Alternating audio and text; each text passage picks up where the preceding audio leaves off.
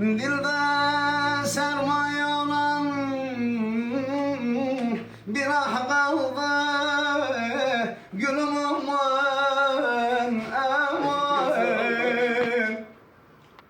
Tükendi aksamrım, dilde sermaye bir ah kaldı. Gülüm aman aman aman.